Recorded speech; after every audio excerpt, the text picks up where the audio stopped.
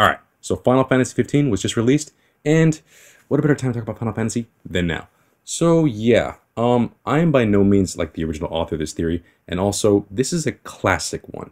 So, the fact that it's still this prominent today is pretty cool to think about.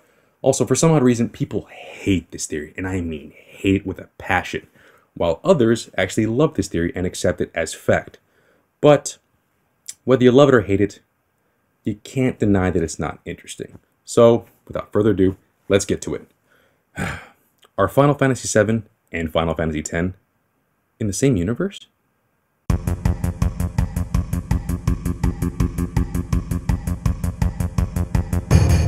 Now, for people who are unfamiliar with the games, this may sound like a given. I mean, they're sequels.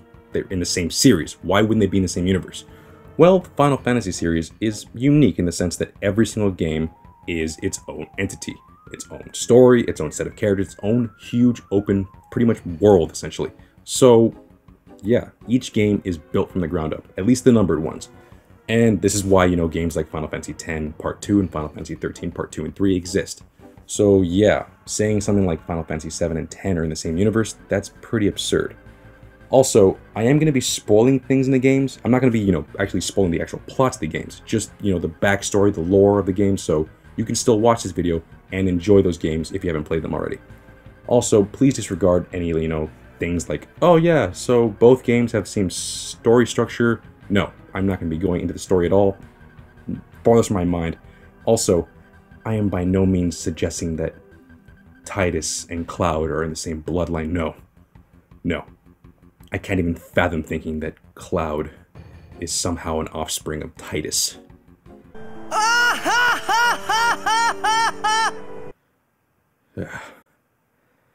I don't even want to think about it. So, yeah. Without further ado, let's get to it.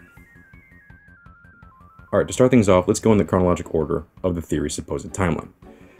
Without spoiling anything, near the end of Final Fantasy X Part 2, our three main heroines, Yuna, Riku, and Pain, come across a young Bhed boy by the name of Shinra. Alright, before we go any further, that right there, Shinra.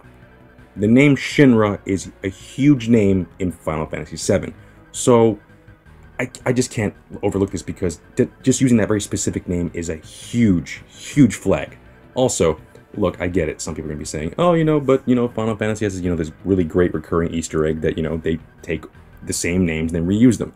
Ever since Part 4, you will stumble across two characters named Wedge and Biggs. A cool reference, by the way, to the characters from Star Wars A New Hope. Now, there's a fun fact. Don't ever say I didn't teach you anything. But yeah, Shinra is a huge name in Final Fantasy VII, and sure, you could chalk it up to, it's a coincidence. I seriously doubt that one. Or, it's a cool Easter egg. But, well, what I'm about to say next completely defeats that reasoning. Back to Final Fantasy X Part 2, Yuna talks to the young boy and asks him what is he doing. And pretty much he says that he is researching the land and that he has discovered that the planet has a life force that flows through it and hopefully someday that he can harness it. But sadly it would take generations to do so. But the real kicker is this. Yuna then says she envisions a future city filled with lights and where no one sleeps. Where Shinra agrees wholeheartedly. Does this place sound familiar? Yeah. Pretty clear that the city they're talking about is a clear reference to Midgar from Final Fantasy VII. So yeah, let's continue. Moving on down the timeline, how many years? I honestly don't know, but let's say at least a few millennia later. At some point in the future, the Shinra name became the moniker for a small weapons manufacturer. Then one day, the company managed to discover how to process the planet's life force into a usable form of energy, and they called it Mako. Eventually, the company became a huge conglomerate and went from being a weapons manufacturer to the Shinra Electric Power Company. They then proceeded to install Mako reactors all around the world, even against the protest of other civilizations. They eventually built a full-blown city around their headquarters that housed 8 Mako reactors and called it Midgar. Also at the head of the corporation is of course a president named Shinra, a believed offspring of the young Bhed boy. And that is essentially the big connection between the two games. Shinra and pretty much everything about the Mako and the life force. It's, kind of a huge thing, but what about the rest of the plot elements? Do they fall into place with this whole theory, or do they not? Well, they do, and they don't. Let me explain. Many things like the Cetra and the Machina don't really connect, but in reality, they don't contradict each other either. Just like how our world has many religions, many interpretations can be born from the past events. Huge lore elements like the Machina War, the Bhed, the existence of the ancients like the Cetra, and of course Genova.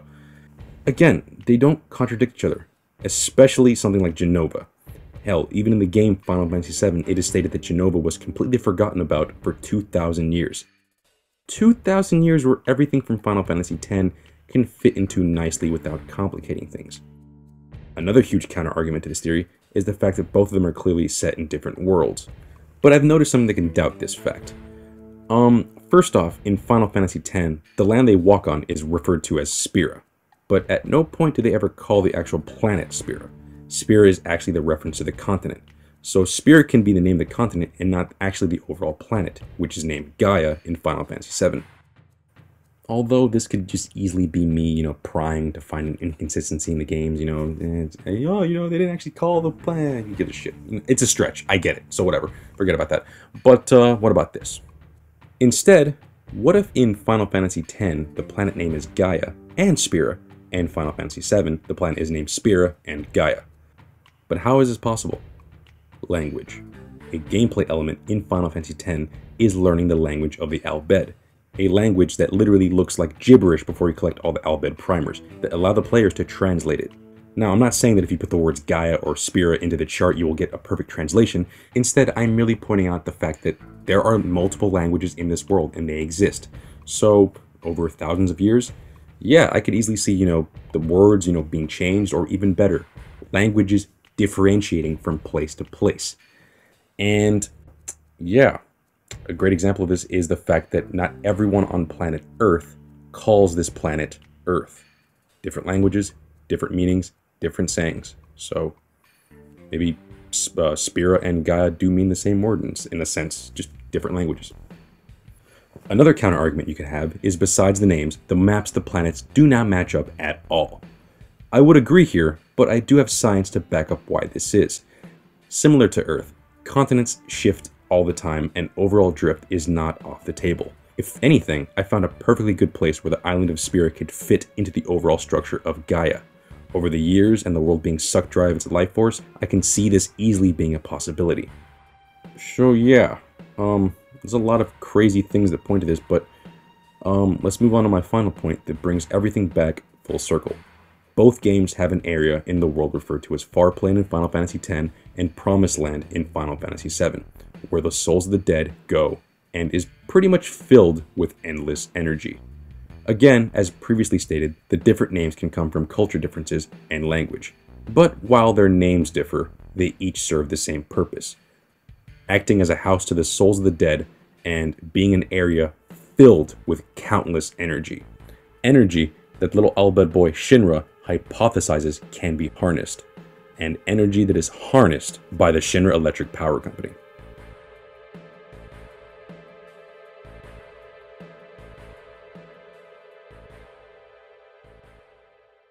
Well, that's the video. And yeah, so yeah, after all said and done, what do the developers have to say with this whole thing?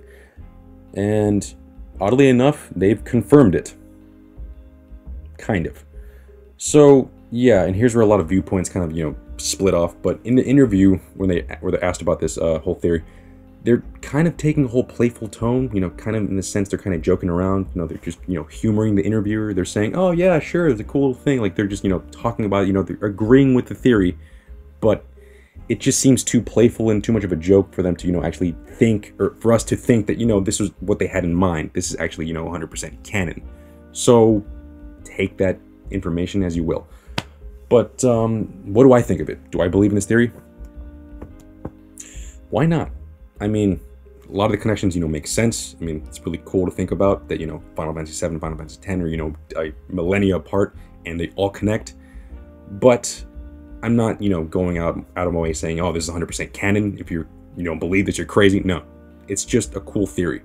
And in all honesty, it doesn't really hurt the games. So that's my answer. Why not? Sure. I mean, it's a cool theory and it's, honest to God, a pretty insane fan theory. But it makes sense. And in all honesty, it seems like it's possible. So yeah, why not? If it ends up being true, fantastic. If it doesn't, I don't really care. I mean, again, when it comes down to, it's a really cool theory to think about, but who cares if it's true or not? It's just fun to think about, really, really. But yeah, that's the video. Thank you for watching. Like, comment, and subscribe. And I'll see you guys later.